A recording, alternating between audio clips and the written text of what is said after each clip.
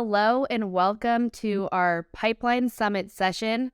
5X is the new 3X. I am joined by a marketing legend in kind of B2B SaaS, Jon Miller, founder of Marketo, founder of Engagio, CMO of Demandbase. Jon, welcome to our session.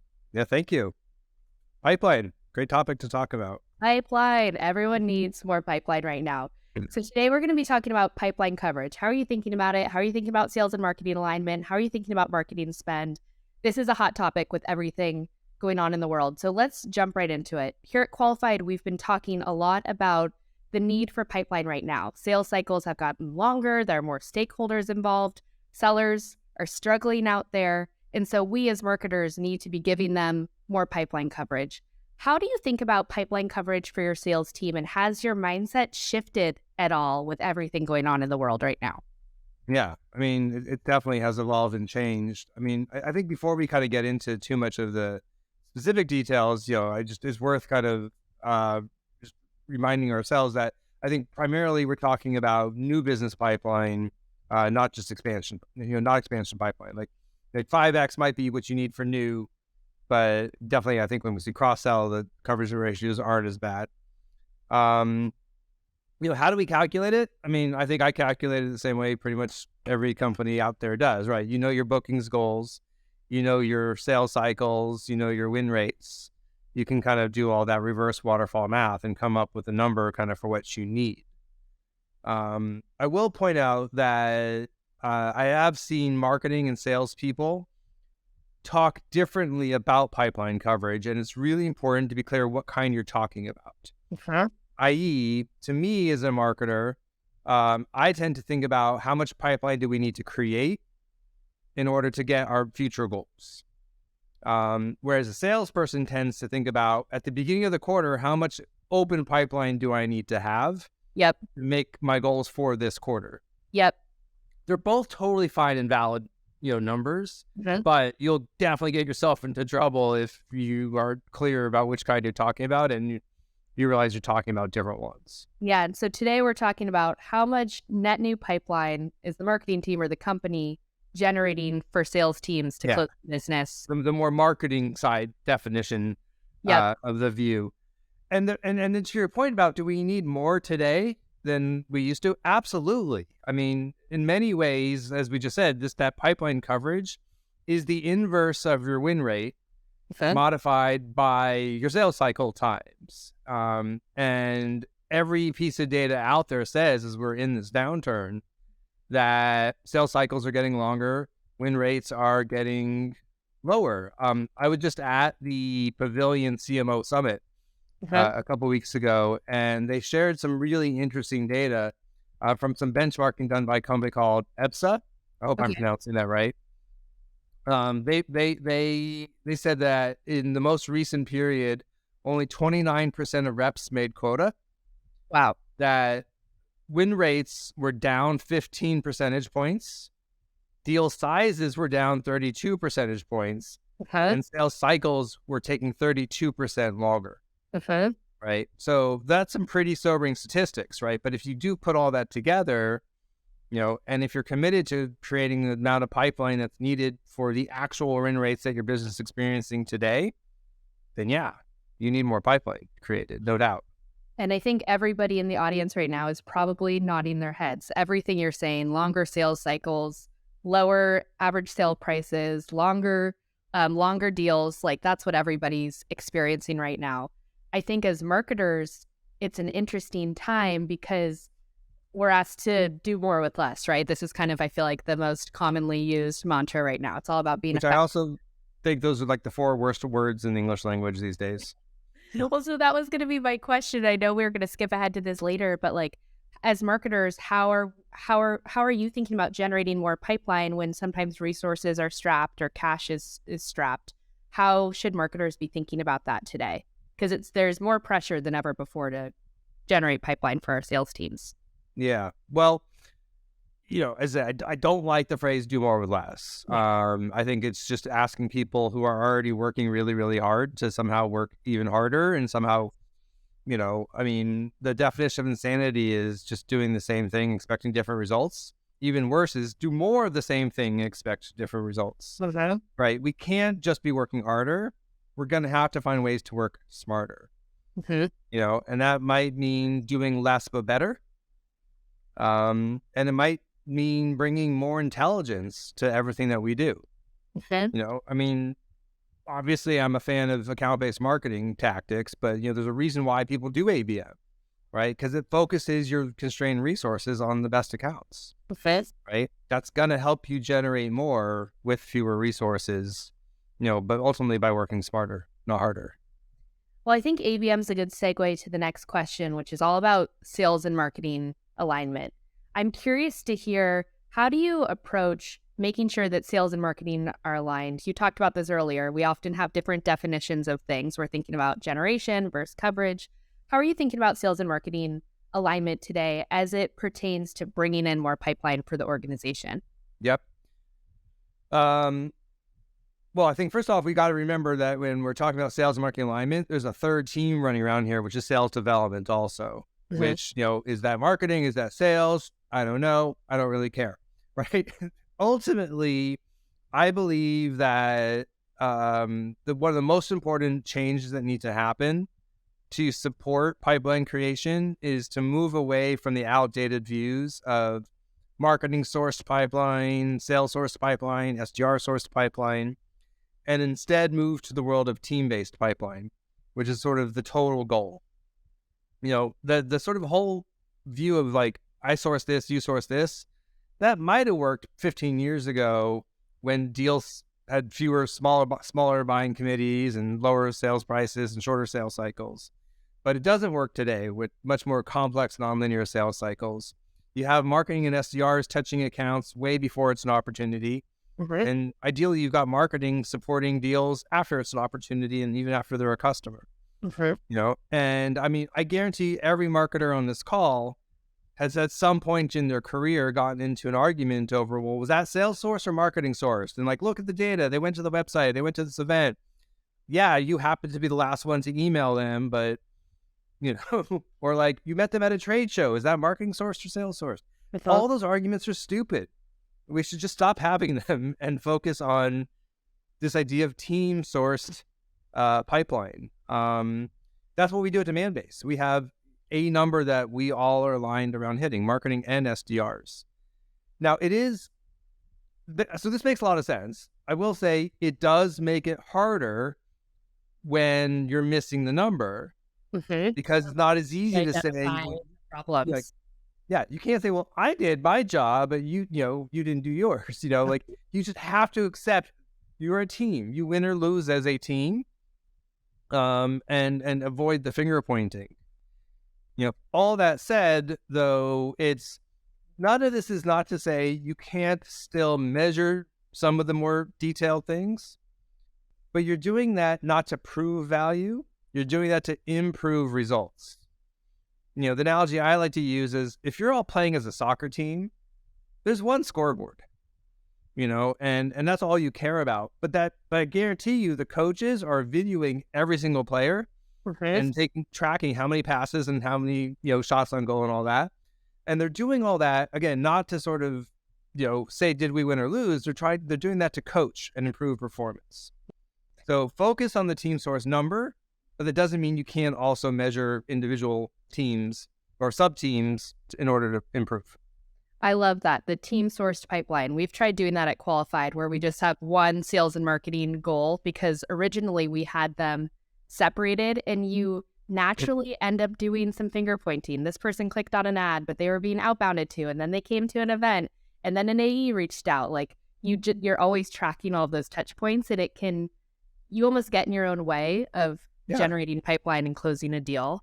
I'm curious at Demandbase, you talked about kind of having these team goals, but then also having kind of running the camera on how all of the other teams are doing within that.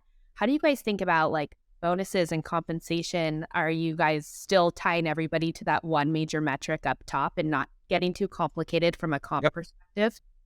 If you comp people on something different, that's what you're measuring them on. Yeah. So compensation is 100% tied to team source pipeline. SDRs get paid for opportunities that their sales reps create, regardless of whether the sales rep created it or the SDR didn't. Okay. Because again, the reality is that SDR probably touched that account at some point. Okay. And so this brings us, I think, into the next topic, which is thinking about marketing investments. I saw in one of your blog posts, you like to call them investments and not spend.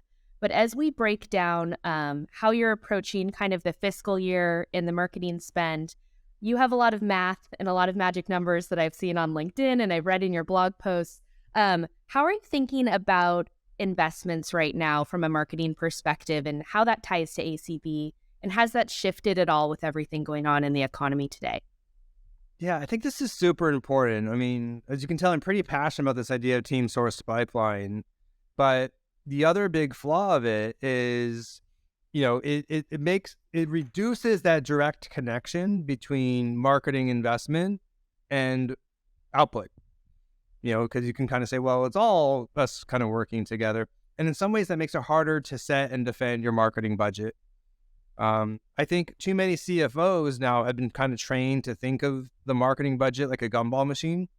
Where like, well, if I put this quarter in, I'll get a gumball out. And if I put 2 quarters in, I'll get 2 gumballs out. If only it was that easy, Jon. It doesn't work that way, but that's off. But that's exactly how we've trained the CFOs when we're setting our budgets, historically.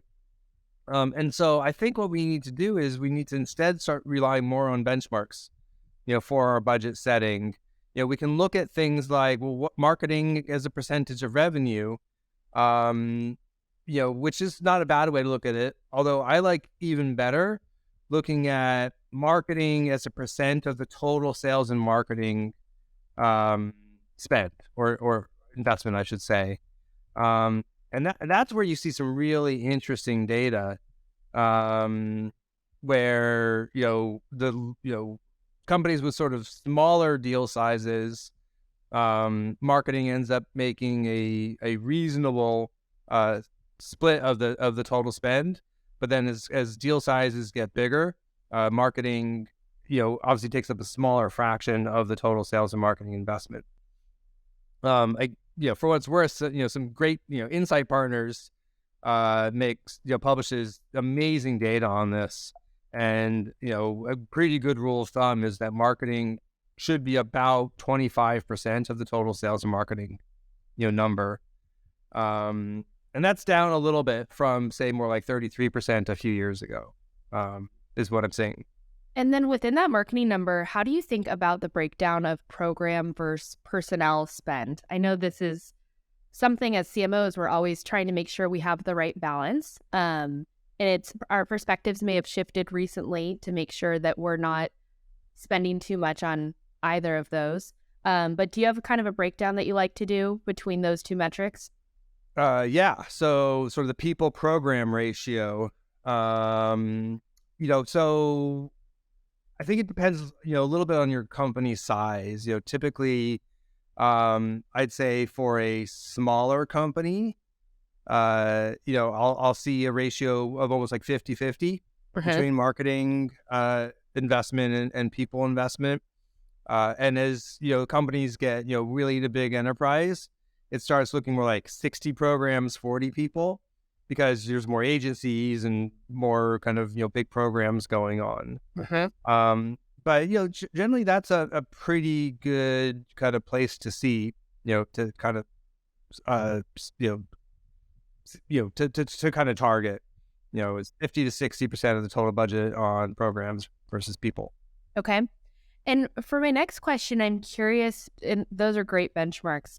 When it comes to pipeline generation, how are you thinking about making sure that the pipeline you're generating is quality pipeline for your sales team? We've talked about needing to generate more pipeline for our sales team, but that could result in just getting a bunch of okay leads and flipping a bunch of things over to sales that aren't so great, but we're kind of just desperate to hit our bigger pipeline number. How do you ensure that quality is consistent as you kind of stretch your pipeline targets?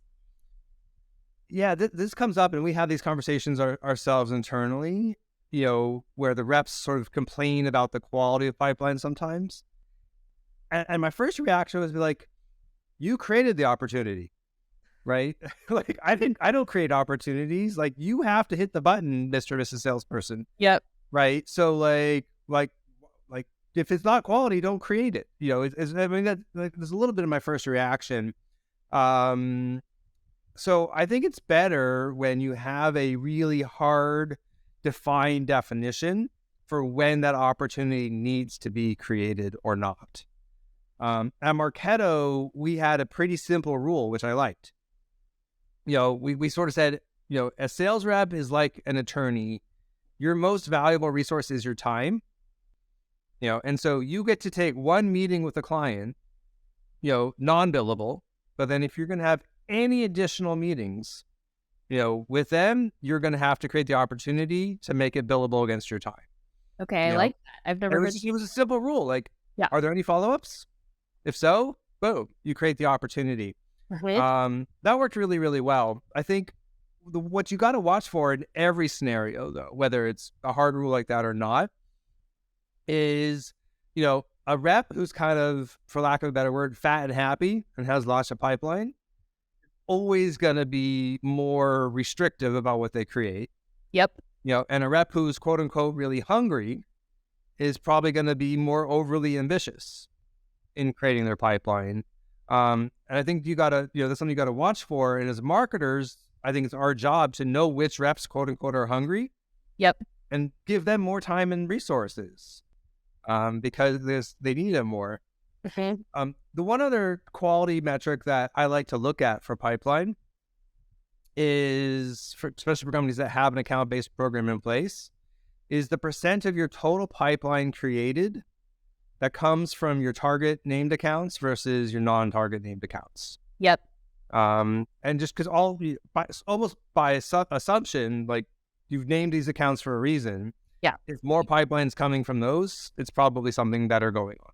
Yep. Those are the people who you want to sell to. Yeah. So that's a good kind of segue to our last question, Jon. So we've talked about the fact you helped build the inbound marketing playbook. As a founder of Marketo, you helped create this playbook that every single marketer in B2B SaaS has adopted. What is your take on the modern playbook that B2B marketers should be adopting? What are kind of your plays for generating quality pipeline right now? And how has that evolved over the years? Yeah. I mean, it starts with, I have these conversations with CMOs and other folks, and the general feeling out there is that it's hard today, and yes, a big part of that is the economy, as we talked about at the start of this conversation, but I don't think that's the only thing going on.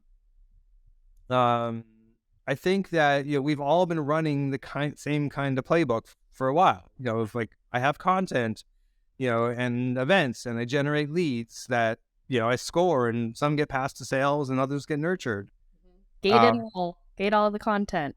Yep. Yeah. Rinse and repeat. And I think I think there's two things going on. One, I think our buyers have frankly gotten indifferent to a lot of these traditional tactics.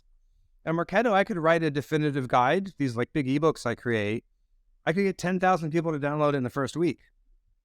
At Demandbase, I have a definitive guide to ABM, which is a really good piece of content.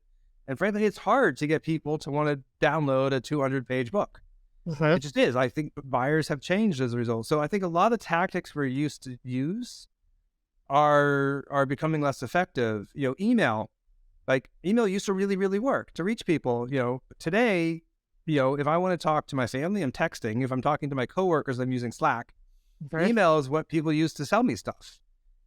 And so all these things that we're used to are changing. I think that's one big change that's happening that's making things harder, not just the economy. But the other one that's a little bit more subtle is I think that, the traditional approach, marketing as a gumball machine, has caused all of us as marketers to sort of put more of our investment into the things that are measurable, particularly demand capture programs, and relatively less investment into things that are hard to measure, like brand and awareness building, things that hit the reptilian emotional brain, not the logical brain. As a result, over time, that's going to make all the traditional demand generation things just less effective. So I do think there needs to be a little rebalancing of how we think about our budgets. Well, I think that's a hot take. Like, you can't just invest, not just spend, but invest in the things that are going to give you direct ROI, that gumball tomorrow. You need to create that halo, because that might be intangible, but that's going to kind of propel your demand generation forward. Jon Miller. Oh, wait, go ahead. No, I was going to. All these things are connected, like team source pipeline versus marketing source pipeline, and budgets and benchmarks and brand versus demand. I mean, there's a fundamental rethink about how we sort of think about the role of marketing in creating pipeline that needs to occur. I feel like we could go on for a very long time because you have so much knowledge around this topic. We're going to wrap today, Jon, but thank you so much for dropping all of this knowledge on us. It's so interesting. You have such a rich background in marketing and leading marketing teams and founding teams, and to see how you're kind of evolving your take on pipeline generation, marketing investments, team-sourced pipeline. I know everybody's taking a lot of notes right now. So thank you for joining us at Pipeline Summit, Jon, and we will see you soon. Thank you.